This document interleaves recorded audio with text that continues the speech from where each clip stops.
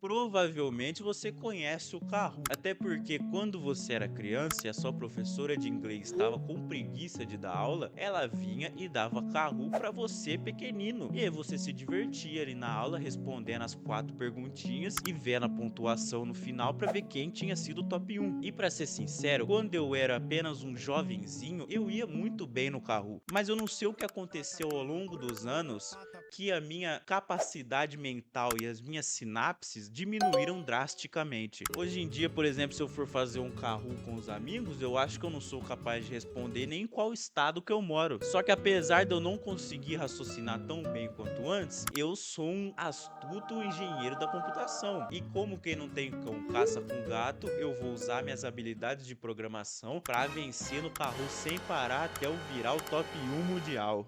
Criando um robô para destruir as crianças no Kahoot e traumatizar todas elas.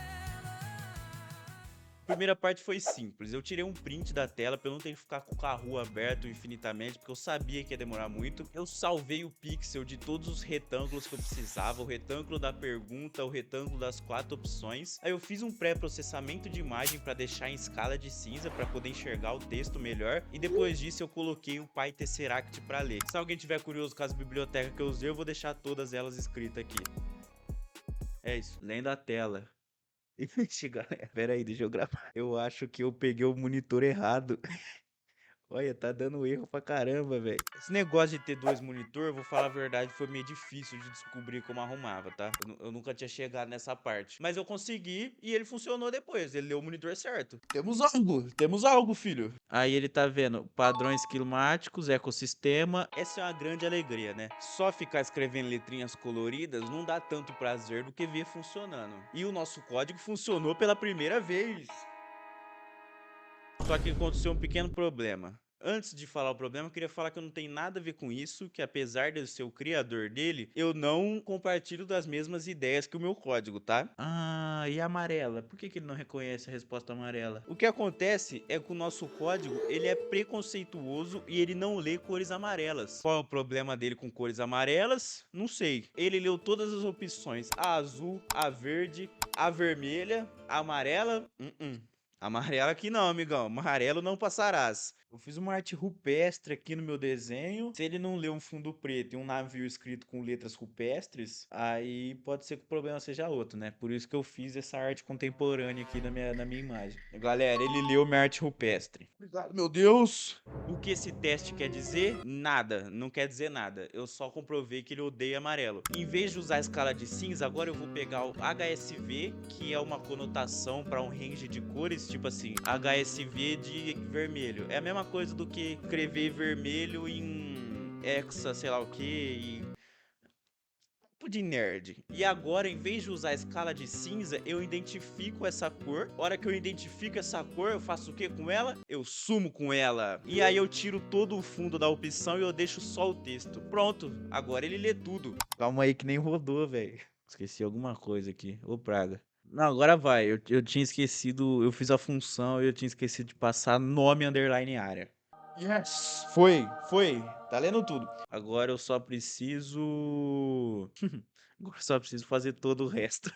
Demorou um pouquinho para funcionar porque eu declarei algumas variáveis e não dei valores para ela, mas isso também é papo de nerd, eu não vou gastar seu tempo com isso. Agora, já que o nosso código já tá lendo tudo que tem na tela, o próximo passo é a gente conseguir uma IA que responde essa pergunta e identifica qual é a opção certa. Obviamente essa parte eu não tenho o que fazer porque já criaram a IA, no caso eu estou usando o Gemini, e já que eu tenho o Gemini, eu vou usar a API do Google. Então eu fiz outro código aqui só para tentar conectar a chave de API e ver se ela funciona. Qual a capital do Brasil? Opções: Brasília, Antagorda, Rio Grande do Sul, Xique-Xique, Bahia e Pintópolis, Minas Gerais. Resposta recebida da API: Brasília. Muito bom, Gemini.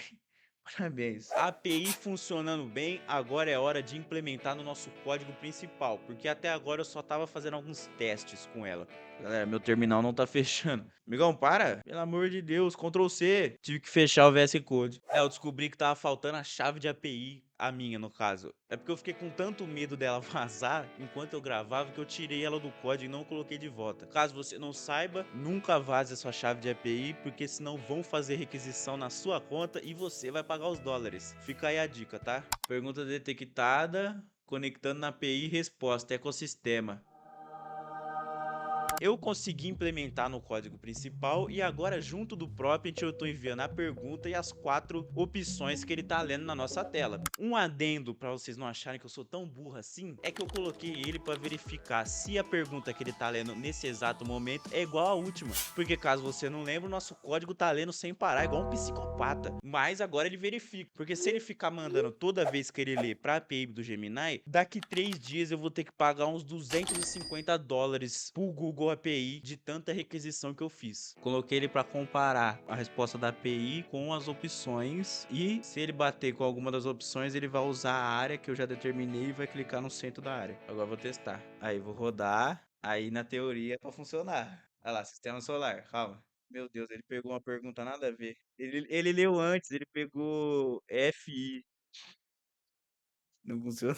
Qual que é o problema que eu percebi aqui? O problema é que quando eu vou passar de uma pergunta para outra, o meu código ainda tá lendo. Eu coloquei um timer para ele ler a cada 10 segundos, só que às vezes esses 10 segundos dá quando eu tô trocando de pergunta, porque o Kahoot faz eu avançar, tipo, acertou a pergunta, ele faz eu avançar, aí ele faz eu ver o quadro de pontos e ele faz eu avançar de novo. E às vezes o meu código lê enquanto eu tô trocando de tela, e aí ele lê uma palavra aleatória, tipo, ele tá lendo a troca de uma tela para outra e ele lê um texto que não faz sentido nenhum. E aí ele manda pro chat GPT, pergunta. E aí o chat GPT responde, irmão, não entendi nada. Então agora a gente tem duas verificações. Se a pergunta faz sentido, se é uma frase decente, ou se ela é igual à pergunta que ele já leu da última vez. Depois de muitos erros pra cacete, eu consegui fazer ele clicar em ecossistema. Agora aparentemente tá tudo funcionando.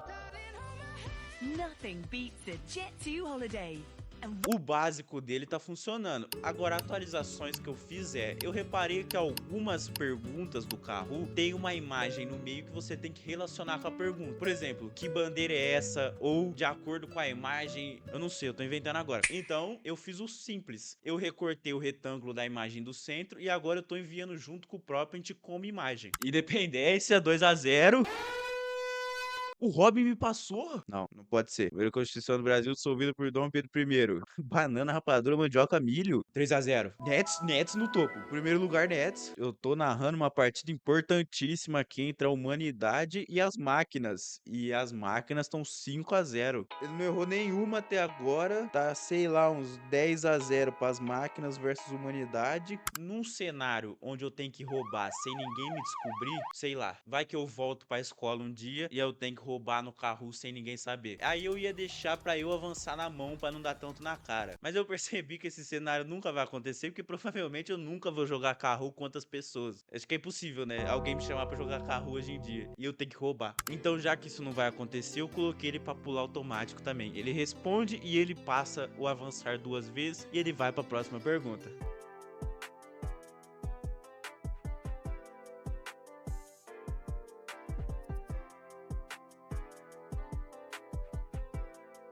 Opa. Opa, pausa no lance. Você viu o que aconteceu aí? O nosso código chegou numa pergunta de verdadeiro ou falso. Ele não sabia o que fazer, teve crise de ansiedade e ficou paralisado. Mas isso não é problema também, porque a gente resolve. Em vez de enviar só a imagem do centro junto com o prompt, agora eu tô enviando a tela inteira e tô jogando no colo do Gemini para ele resolver. Se as opções forem ilegíveis e você identificar aqui na tela tem uma pergunta de verdadeiro ou falso, aí a resposta sua da API tem que ser ou verdadeiro ou falso. Eu deixei no colo dele para ele resolver porque eu não quero mais trabalho para mim. E funcionou, esse é o pior de tudo, funcionou.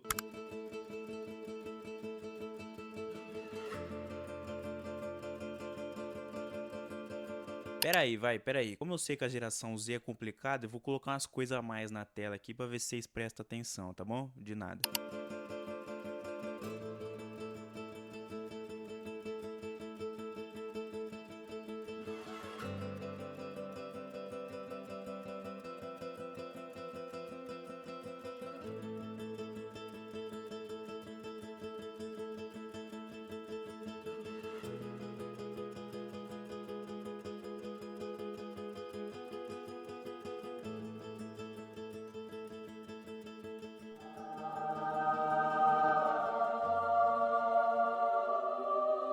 Chupa Robson, chupa mal, nós somos os melhores jogadores de carro do mundo.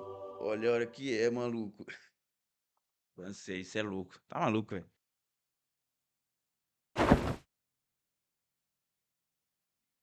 We got a #1 victory royale. Yeah, Fortnite, we bout to get down. 10 kills on the board right now. Just wiped out Tomato Town. My friend just gone down.